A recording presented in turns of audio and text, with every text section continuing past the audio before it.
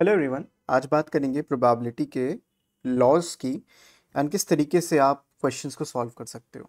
तो यहाँ पे देखेंगे क्या क्या होते हैं प्रोबेबिलिटी के लॉज जो आपको पढ़ने हैं, याद रखने हैं और किस तरीके से अप्रोच करना है। अब देखो, सबसे पहला जो लॉ है वो थ्योरम 1 कहता है कि अगर ए और बी एक इवेंट्स हैं रैंडम एक्सपीरियंस एसोसिएटेड, जिसमें सैम्पल स्पेस एस है और A is a subset of B. ये लाइन से हमें क्या समझ में आता है, एक सेट है जो बी बोल सकते हो और उसके अंदर एक और सेट है जो उसका पार्ट है। तो ये ए हो गया, ये बी हो गया। अब यहाँ पे यही बोला कि A is a subset of B, तो जो प्रोबेबिलिटी भी होगी ए की वो बी से कम या उसके बराबर मैक्सिमम हो सकती है। और इसमें जो फॉर्मूला आप डायरेक्टली यूज़ कर सकते हो P of B minus A का, वो होगा P B minus P A. Okay, so example के तौर पे यहाँ पे आपको सैम्पल स्पेस दी है 3 कॉइन्स की। अगर आप 3 कॉइन्स को टॉस करते हो तो सैम्पल स्पेस दी है। एक इवेंट ए है जिसमें तीनों हेड्स थे, एक इवेंट बी है जिसमें 3 हेड्स, 2 हेड्स, एक टेल हेड और टेल हेड हेड। तो अगर हम बात करें तीनों हेड का तो दोनों में ये कॉमन हो गया।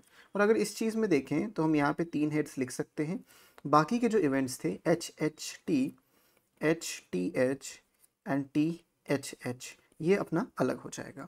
तो अगर मैं ए की देखूँ प्रोबेबिलिटी 1/8 है, बी की 4/8 है। मैं चाहता हूँ सिर्फ बी की अगर प्रोबेबिलिटी निकालना बी माइनस ए, तो मैं directly P B minus P A कर सकता हूँ बिकॉज वो उसी का एक पार्ट था। सो मुझे फाइनल आंसर मिल जाएगा which is just 4/8 minus 1/8 which is just 3/8। सो इस तरीके से इस क्वेश्चन को आपको अप्रोच करना था और इस तरीके से हो भी जाता है। म्यूचुअली एक्सक्लूसिव इवेंट्स मैंने आपको बताए थे, जब दो इवेंट्स के इंटरसेक्शन में आपको नल सेट मिलता है तो वो म्यूचुअली एक्सक्लूसिव इवेंट कहलाता है। ऐसे केसेस में जो यूनियन होता है वो probability of A plus probability of B हो जाता है। ये कुछ ऐसा आपको दिखता है कि एक सेट ए है और एक सेट बी है, इन दोनों में कुछ कॉमन नहीं है लेकिन इनका जो सम है वो यूनियन के बराबर होगा। सेट ए था, ये सेट बी था और A union B is simply adding both of these. तो एग्जांपल भी आप देख सकते हो। आगे बढ़ते हैं, addition theorem of mutually exclusive and exhaustive events.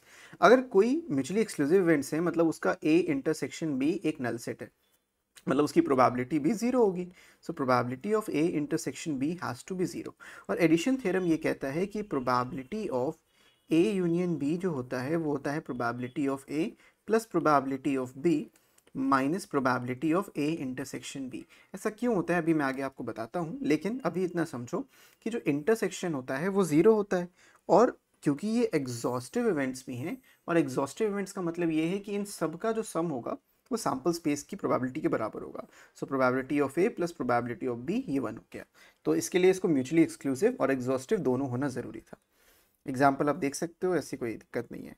For any two events A and B, ये मेन थ्योरम है और this is a very very very important theorem. इसको हम एडिशन थ्योरम कहते हैं और मोस्टली आप इस फॉर्मूले का बहुत ज़्यादा यूज़ करते हो। ये आपको एक रिलेशन बताता है यूनियन और इंटरसेक्शन में। इट्स लाइक आपके पास एक सेट ए था,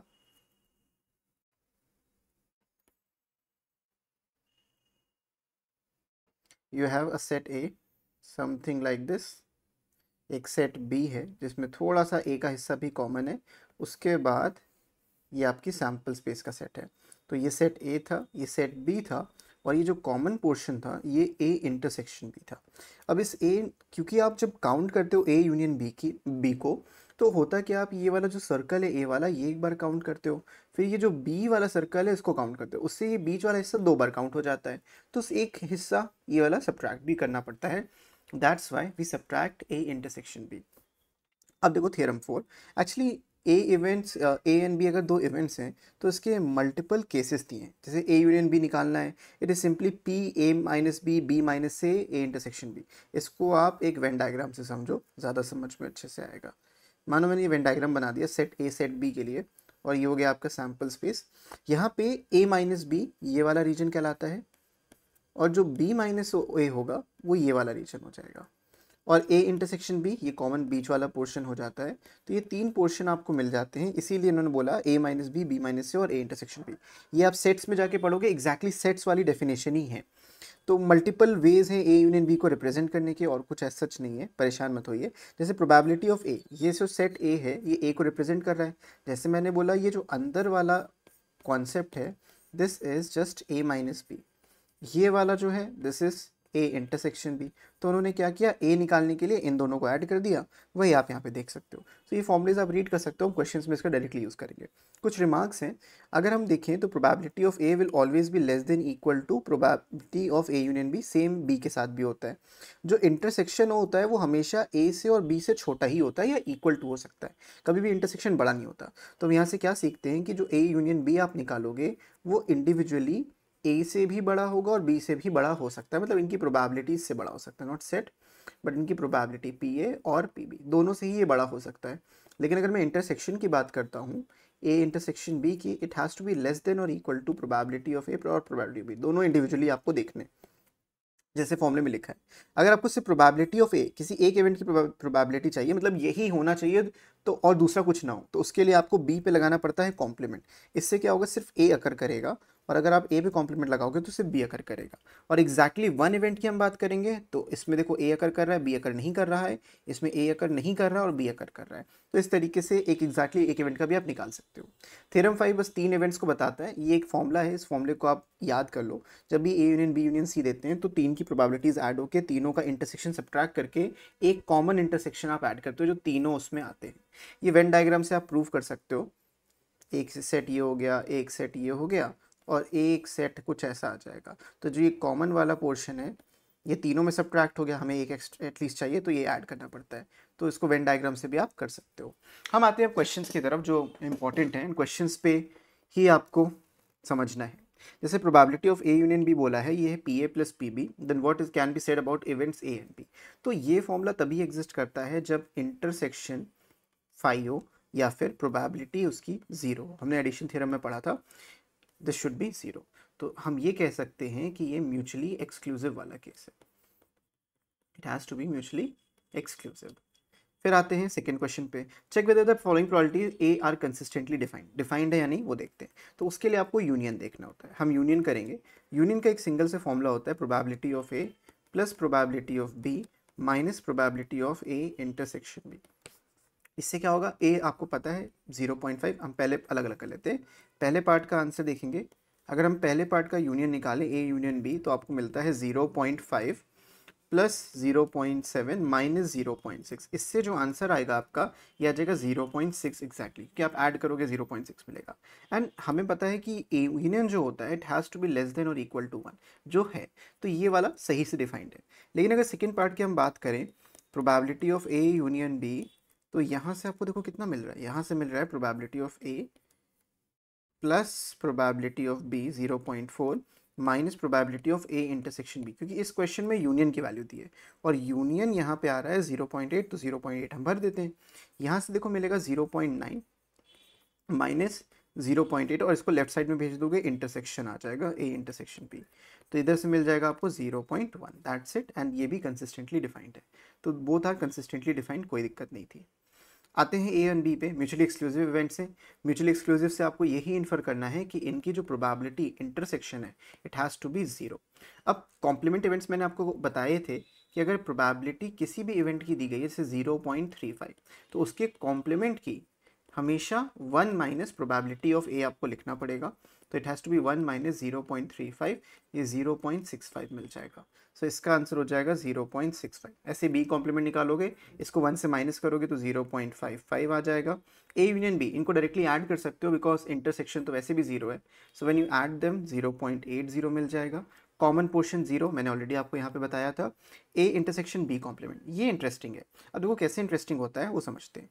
मेरे पास एक सेट ए है, एक सेट एक second, okay, so I have a set A,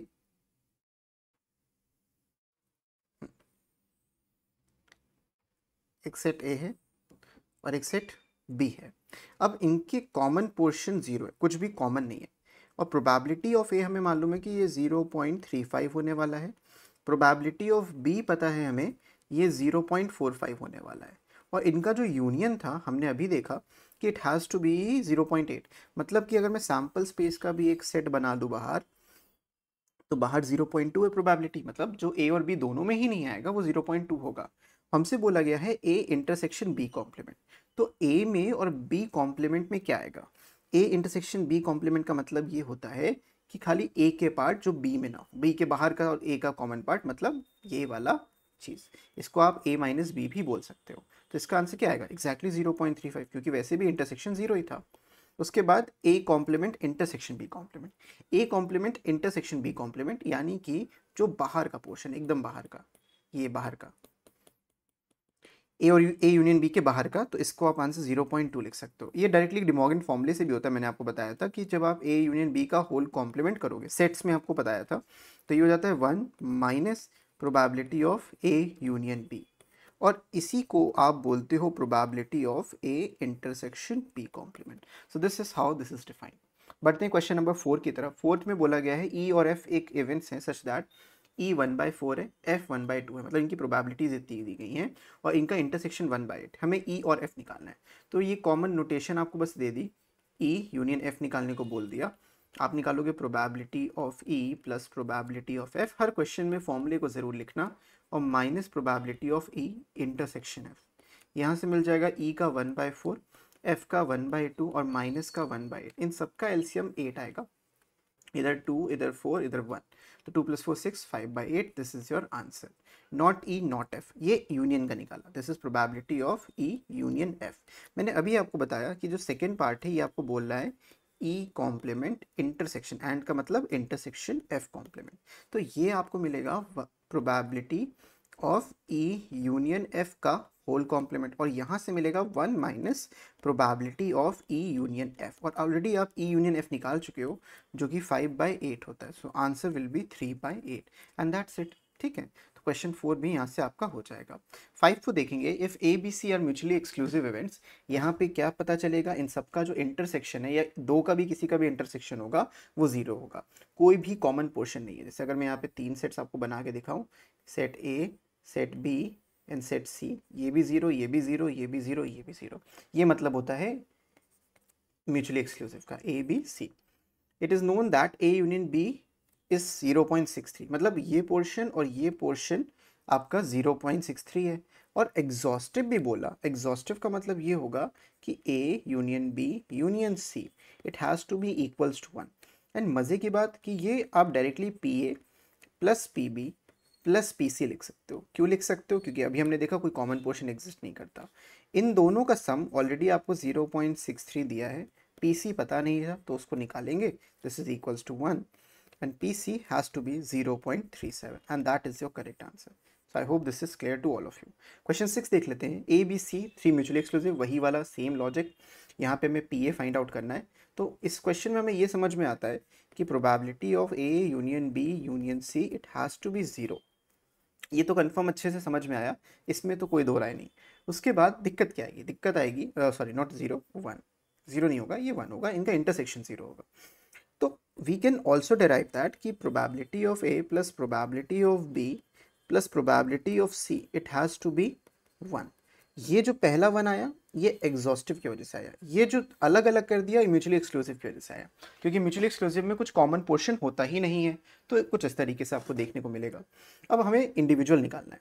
probability B 3/2 times probability of A दिया है, तो probability of B they have given as 3/2 of probability of A and probability of C is half of probability of B, और मुझे पता है कि probability of B की जगह पे मैं ये वैल्यू कर सकता हूँ। सो 1/2 into 3/2 of probability of A, तो PB की जगह पे मैंने ऊपर वाला वैल्यू नीचे डाल दिया, तो आपको मिल जाएगा 3/4 ऑफ PA। यहाँ पे सिर्फ वैल्यू रखनी है हमको, तो वैल्यू रखने पे PA को PA रहने देंगे, प्लस पीबी को 3/2 PA लिख लेंगे, एंड PC को 3/4 PA ले लेंगे। It has to be 1 and PA ही निकालना है अपने को, तो PA को कॉमन ले लो, 1 plus 3/2 plus 3/4, it has to be equals to 1 only.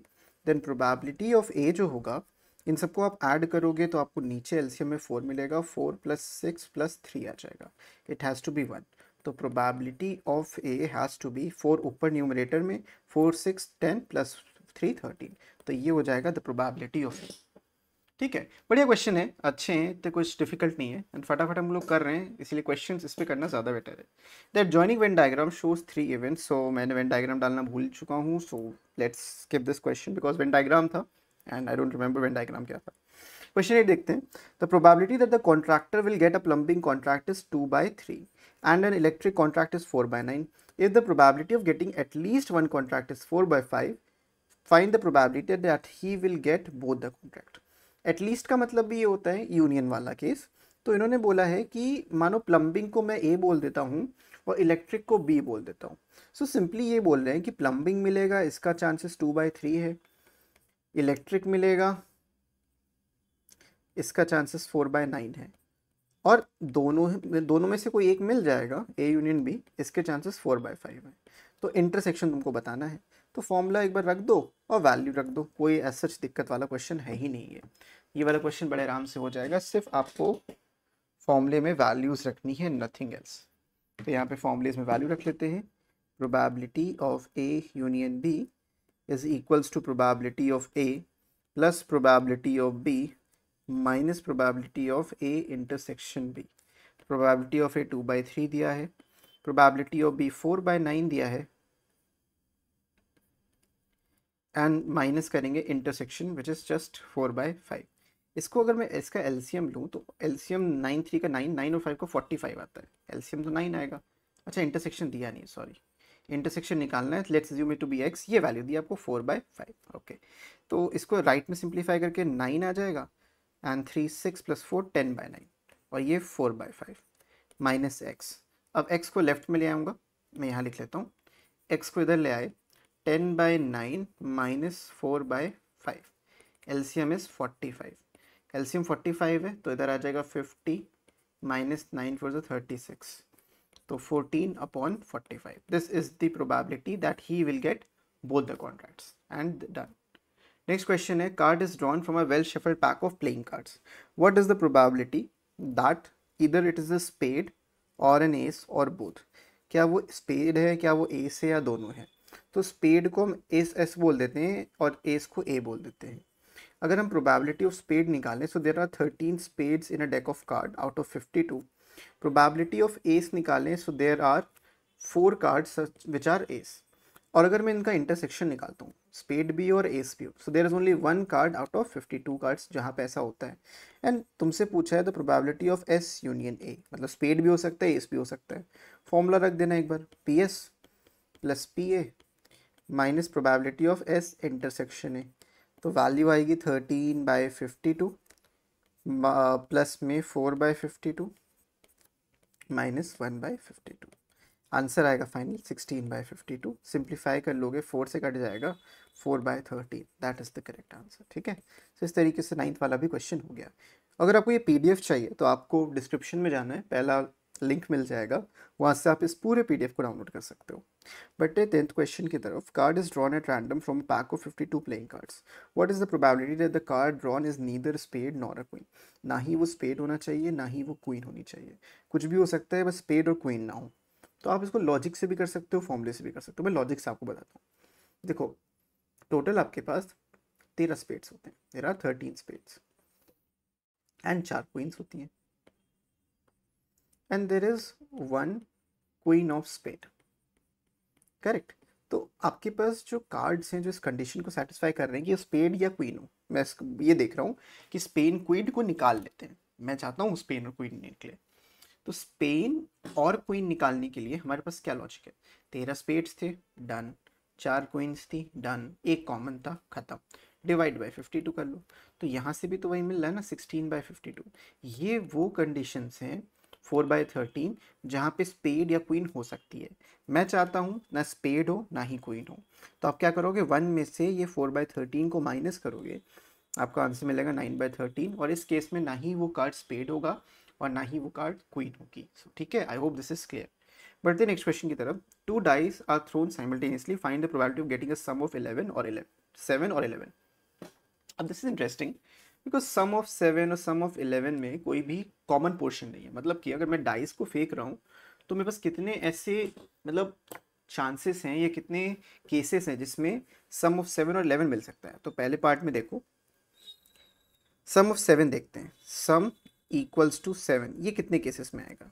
ये तब आ सकता है जब आपके पास 1 6 है और 1 6 के साथ 6 1 भी होना चाहिए, तब भी 7 मिलेगा.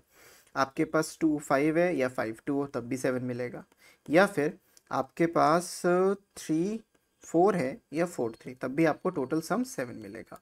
और ये सारे यूनिक हैं। और अगर आपको सम 11 चाहिए तो 11 के लिए देयर इज ओनली 5 6 एंड 6 5। इसके अलावा कोई और केस ऐसा नहीं है जिसमें आपको सम जो है वो 11 मिलने वाला है। तो टोटल हमारे पास 8 केसेस बनते हैं आउट ऑफ 36 केसेस, क्योंकि जब आप 2 डाइस को थ्रो करते हो वो 6 इंटू 6 यानी कि 36 केसेस मिलते हैं। अब इन 36 केसेस में इसको आप सिंप्लीफाई कर लो, ये 4 से कैंसिल आउट होगा, 2/9 आपको मिल जाएगा and this is your answer. ये हो गया पहला पार्ट। अब दूसरे पार्ट में बोला गया है कि it should be a doublet और टोटल ऑफ 6। डबलेट का मतलब बच्चों ये होता है कि आप 1 1 भी निकाल सकते हो, 2 2 भी निकाल सकते हो, 3 3 भी निकाल सकते हो, 4 4 भी आ सकता है आपका, 5 5 भी आ सकता है और 6 6 भी आ सकता है। ओके, और टोटल ऑफ 6। अब टोटल ऑफ 6 के कई केसेस हैं, ये डबलेट का हो गया। टोटल 6, इसमें आपको 1 5 मिलेगा तो 5 1 भी मिलेगा, इसमें आपको 2 4 मिलेगा तो 4 2 भी मिलेगा, इसमें आपको 3 3 भी मिलेगा। तो इतने सारे केसेस में हमें टोटल सम 6 मिलेगा। अब ध्यान दो, इस वाले केस में और इस वाले के, सॉरी माय बैड, इस वाले केस में 3,3 और इस वाले केस में 3,3 सेम है, तो आप डबल काउंट नहीं करोगे, एक ही बार काउंट करोगे। सो यहाँ पे टोटल 6 केसेस हैं और यहाँ पे 4 ही गिनोगे क्योंकि वो ऑलरेडी काउंट हो चुका है। So we have in total 10 cases जिसमें ये कंडीशन सेटिस्फाई हो रही है। आप 10/36 लिख लो, which is just 5/18 and that is your correct answer. So I hope this is clear to all of you. Easy question है 11, कोई इतना डिफिकल्ट नहीं था। क्लास 11th है स्कूल का, 40 students are punctual, 30 students are regular. आप भी class 11th के हो, आप कितने पंक्चुअल रेगुलर हो कमेंट्स में ज़रूर बताना एंड मैं ज़रूर आपको रिप्लाई करूँगा कि सच में आप हो या नहीं। 40 स्टूडेंट्स आपके पंक्चुअल हैं, 30 स्टूडेंट्स रेगुलर हैं, 10% स्टूडेंट्स पंक्चुअल भी हैं, रेगुलर भी हैं। अगर स्टूडेंट को हम रैंडमली सेलेक्ट करें क्लास से, ही विल पंक्चुअल और रेगुलर और बोथ।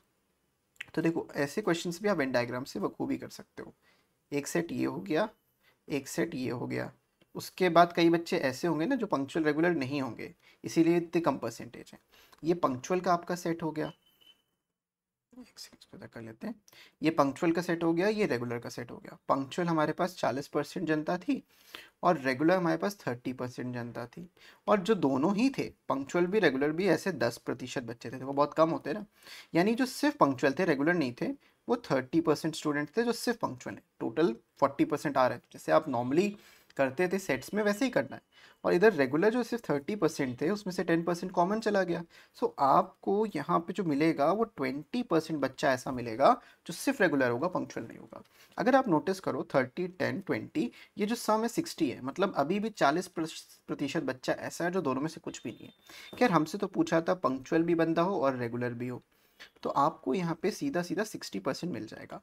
आपको क्या करना है, 40 + 30 - 10, इसीलिए 60 आ रहा है, परसेंटेज में ही आंसर आए and that is completely fine. तो इसका आंसर 60% होगा जो हमसे पूछा था। अगर ये भी पूछते ऐसे कितने बच्चे ना ही पंक्चुअल हैं ना ही रेगुलर हैं, तो आंसर 40% होता। वेन डायग्राम बनाना सीख लो, सब कुछ सीख जाओगे, बहुत इंपॉर्टेंट होता है वेन डायग्राम। फिर आते हैं हम लोग क्वेश्चन 13 के ऊपर। एक एंट्रेंस टेस्ट हुआ जहाँ पे ग्रेड हुआ, test is graded on the basis of 2 examination. Okay, the probability of randomly chosen student passing the first examination is 0.8 and the probability of second is 0.7। The probability of passing at least one of them is 0.95। What is the probability of passing both. अब intersection पूछा है सीधे मायनों में, तो इन्होंने बोला probability of A union B, इसकी तो 0.8 हो जाएगी, एक की 0.7 और माइनस में कॉमन वाला इंटरसेक्शन। तो आप चाहो तो यहाँ से ना 0.95 निकाल लो, 0.95।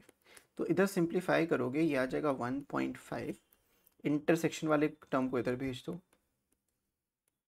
और माइनस कर देंगे 0.95। तो इधर से आएगा 0.55 is the probability of passing both. Okay, बढ़ते हैं नेक्स्ट क्वेश्चन की तरफ। The probability that a student will pass the final examination in both English and Hindi is 0.5 and the probability of passing neither is 0.1। तो अगर आपको ये logic समझ नहीं आया कि ये बोल क्या है, तो चलो वेन डायग्राम बना लेते हैं। ये आउटर आपका, फिर इनर सेट्स बना लेते हैं।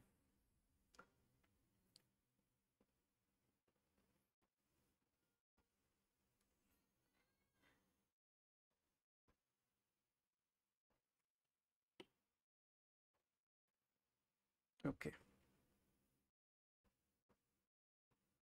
ठीक है, काम चल जाएगा इसमें। देखो, इन्होंने बोला है कि जो अंदर वाला है, मतलब the probability of both English and Hindi 0.5, मतलब दोनों ही वो पास कर लेंगे, इसका 0.5 है। एंड नीदर पासिंग नीदर 0.1, मतलब बाहर का 0.1 है। इससे हमको ये मिलता है कि इंग्लिश और हिंदी में से जो पास हुए हैं वो सिर्फ 0.9 है, क्योंकि ये 0.1 बाहर हो गया। इन गोलों का जो असली मतलब है वही है ना, इंग्लिश और Hindi. And probability of passing the English examination 0.75, इसका 0.75 है। आपको हिंदी का बताना है, तो चुपचाप फॉर्मूला लगाओ बिना किसी टेंशन के। इंग्लिश यूनियन हिंदी लिखेंगे, probability of English plus probability of Hindi minus probability of English as well as Hindi. यहाँ वैल्यू रख लेते हैं, ये आ जाएगा 0.9, जो हमें पता था, निकाला हमने अभी। इंग्लिश का 0.75 दिया है, हिंदी का निकालना है हमको, और माइनस कर देंगे इनका कॉमन 0.5। तो आप नोटिस करो 0.75 में 0.5 हटा दोगे तो 0.25 प्लस हिंदी आ गया, and this is equals to 0.9। तो राइट में अगर आप भेजो इसको तो 25 मतलब कि 0.65 आ जाएगा आंसर। तो probability of passing in Hindi is just 0.65, this is the correct answer. बढ़ते नेक्स्ट क्वेश्चन पे 15 की तरफ। For a post of 3 person, A, B and C appear in interview. The probability of A being selected is twice that of B. मतलब A अगर select होगा, इसकी probability double है probability of B के selection की. And the probability of B being selected is thrice of C. Probability B select होगा, ये 3 गुना है C के. बहुत अच्छी बात है. If the post is filled, what are the probabilities of A and B and C being selected? मतलब तीन इनमें से कोई ना कोई तो एक सेलेक्ट होगा ही होगा, और किसी का सेलेक्ट होने का फ़र्क दूसरे पे नहीं पड़ता। ऐसे को हम इंडिपेंडेंट इवेंट्स कहते हैं। हमें वैसे इंडिपेंडेंटली ही निकालना है, ऐसी कोई दिक्कत नहीं है। देखो, तो यहाँ से अपने को ये पता चल रहा है कि जो प्रोबेबिलिटी ऑफ ए है वो 2 बाई, यानी कि आप इसको ऐसे बोल सकते हो कि हाफ है उसका। तो probability of A divide by probability of B, अच्छा ऐसे लिख सकते हैं, या तो ए सेलेक्ट हुआ होगा, या फिर बी सेलेक्ट हुआ होगा, या फिर सी सेलेक्ट हुआ होगा, लेकिन इनमें से कोई भी सेलेक्ट हुआ हो, प्रोबेबिलिटी ऑफ ए यूनियन लिख लेते हैं। हमारी पोस्ट को फिल होना है, मतलब A union B union C का जो सम है वो 1 होना चाहिए। अब क्योंकि किसी का किसी पे सेलेक्ट होने पे फ़र्क पड़ता नहीं है, तो आप probability of A plus probability of B plus probability of C लिख सकते हो, दिस इज इक्वल्स टू 1। अब प्रोबेबिलिटी ऑफ ए तो प्रोबेबिलिटी ऑफ ए रहेगी, probability of B will be half of probability of A, क्योंकि अगर मैं ए के टर्म्स में निकालूं खाली तो ये हाफ हो जाएगा, ये 2 जो है ये इधर आ जाएगा, और जो ये 3 है ये इधर आ जाएगा, करेक्ट। प्लस में probability of C which is 1/3 probability of B, और प्रोबेबिलिटी ऑफ बी खुद 1/2 था, और probability of A it has to be 1। अगर आप प्रोबेबिलिटी ऑफ ए को कॉमन ले लो, यहाँ पे मिल जाएगा 1 plus 1/2 plus 1/6, this is equals to 1।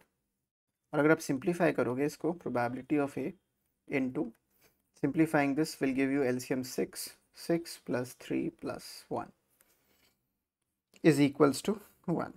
यहाँ से मिलेगा कि जो प्रोबेबिलिटी ऑफ ए है आपकी 6 ऊपर 10 नीचे, 6/10 आ जाएगा। और जो प्रोबेबिलिटी बी के सेलेक्ट होने की थी इसकी आधी थी, यानी 3/10 है, और प्रोबेबिलिटी जो सी की है इसकी 1/3 है, यानी 1/10 है। और दिख भी रहा है कि इन तीनों का जो सम है वो 1 के बराबर ही आ रहा है। Done, easy. The probability of the student will A B C और D grade are this respectively, find the probability that she will get B और सी ग्रेड। अब बी और सी में यूनियन करना है, ऑब्वियस सी बात है, तुम खुद सोचो, अगर मैं बोलूँ एक स्टूडेंट को बी भी मिला है सी भी मिला है, क्या ये पॉसिबल है? नहीं है। तो इसको ज़ीरो बोल सकते हो कि 2 ग्रेड्स तो किसी को वैसे भी नहीं मिल सकते। लेकिन अगर बी और सी की मैं बात करूँ, पहले पार्ट की, बी यूनियन सी आप लिखोगे तो यूनियन में क्या होगा, सिर्फ सीधा P B plus P C, यहाँ पे वैल्यू पुट कर दीजिए आप, तो 0.35 plus 0.15, so the answer is 0.5।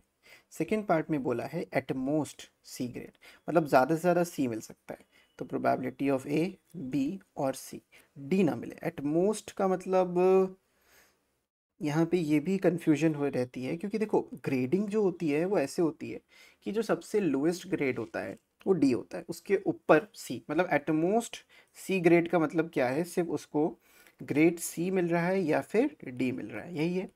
तो probability of C plus probability of D को आप लोग लिख लेना है, जैसे 0.15 plus 0.10 which is just 0.25 and that is your final answer.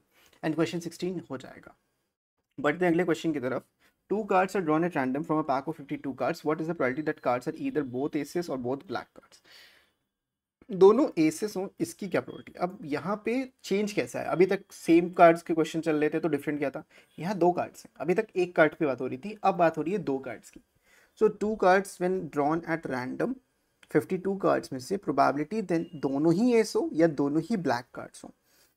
तो हम कैसे लिखेंगे, एक इवेंट ए डिफाइन करेंगे। अब डिफाइन करो क्योंकि मल्टीपल है ना, बोथ एसेस और इवेंट बी ब्लैक कार्ड्स, और ए इंटरसेक्शन बी क्या होगा, एस भी हो ब्लैक भी हो। तो अभी हम इंडिविजुअली बात करते हैं प्रोबेबिलिटी ऑफ ए। अगर मेरे पास एसेस है तो टोटल 4 में से 2 एस निकले होंगे, डिवाइडेड बाय प्रोबेबिलिटी 52C2। हमेशा इस तरीके से कैलकुलेट करो, ज़्यादा बेटर रहता है आपके लिए। प्रोबेबिलिटी ऑफ बी देखते हैं, बी क्या है, ब्लैक कार्ड, ब्लैक तो 26 होते हैं, 26C2 लिखोगे, नीचे 52C2 आएगा। अब बारी आएगी इंटरसेक्शन लिखने की। इंटरसेक्शन में थोड़ा ध्यान देना है, दोनों ही ब्लैक कार्ड एस हों, और मेरे पास दो ही ब्लैक कार्ड ऐसे होते हैं जो एस के होते हैं, तो 2C2 आएगा। दिस ओनली वन वे कि दोनों ब्लैक कार्ड वो दोनों ही एस आ गए, 2C2 डिवाइडेड बाय 52C2। अब आप यूनियन निकालना है आपको, ए यूनियन बी। फॉर्मूला आप लिखना है, probability of A plus probability of B minus the probability of A intersection B. और क्योंकि आप ऑलरेडी इधर राइट साइड में निकाल चुके हो तो इनकी वैल्यूज यहीं पे कैलकुलेट करो। 4C2 यानी 4 इंटू 3 डिवाइडेड बाई 2 इंटू 1 और 52 इंटू 51। अगर आपने ये वीडियो नहीं देखा है कॉम्बिनेशन का जाके देख के आओ। ये हो जाएगा 26 into 25 divided by 52 into 51। 2C2 को अब 1 बाय 52 इंटू 51 इंटू 2, ये 2 ऊपर क्यों गया, 2 नीचे आया था तो ऊपर जाके वो 2 इंटू 1 हो जाएगा।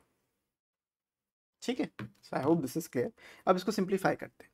देखो कैसे सिंप्लीफाई होगा, कहाँ पे क्या कटेगा, 1 टाइम्स 13 टाइम्स, 1 टाइम्स 17 टाइम्स, उसके बाद 13 से जाएगा तो 2, 13 से जाएगा तो 4। ठीक है, और कुछ कटेगा नहीं, कट रहा।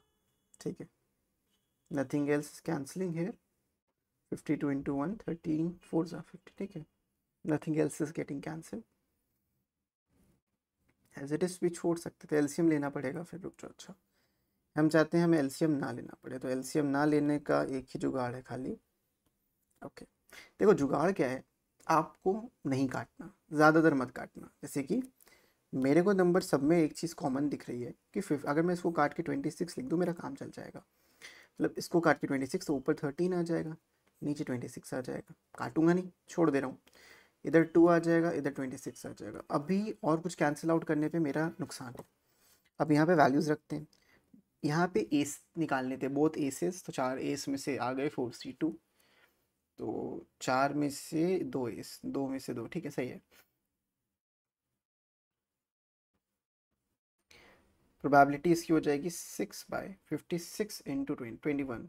तो एक बार मैं 51 इंटू 26 निकाल सकता हूँ आराम से, 26 into 51, 6 2 30 10 30 1326 1326 plus 13 into 25 10 250 73 25 divided by same चीज़ 1326 माइनस 1 बाय 1326।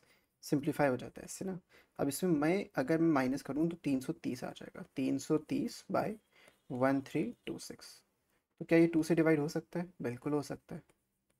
ऊपर आ जाएगा 165, नीचे आ जाएगा 663। अब ये कैंसिल हो सकता है अभी भी, 3 से कैंसिल आउट करोगे तो 55 डिवाइडेड बाय 221। अब ये कैंसिल नहीं होगा, बस यहीं पे छोड़ देना है and this is your answer. बढ़ते हैं हम लोग अरे ख़त्म, कहीं नहीं बढ़ना, ख़त्म क्वेश्चन। अरे वेरी गुड। अगर आपको वीडियो अच्छा लगा तो क्या करना है आप सबको पता है, सब्सक्राइब करो यार। और अगर आपको नोट्स चाहिए तो वीडियो के डिस्क्रिप्शन में जाओ, ये सारे के सारे नोट्स आपको मिल जाएंगे। और अगर आप एक iOS यूज़र हो तो आपको ऐप स्टोर से माई इंस्टीट्यूट ऐप डाउनलोड करना है। माई इंस्टीट्यूट नाम से एक ऐप होगा और उसमें ORG कोड मांगेगा आपसे। उसमें आपको लिख देना है TKSHMF एंड अपने मोबाइल नंबर से साइन इन कर लेना है एंड ये सारे नोट्स आपको फ्रीली मिल जाएंगे। सो इस वीडियो के लिए इतना ही। मैं मिलता हूँ आपसे नेक्स्ट वीडियो में। तब तक के लिए keep practicing, keep learning, take care and bye bye.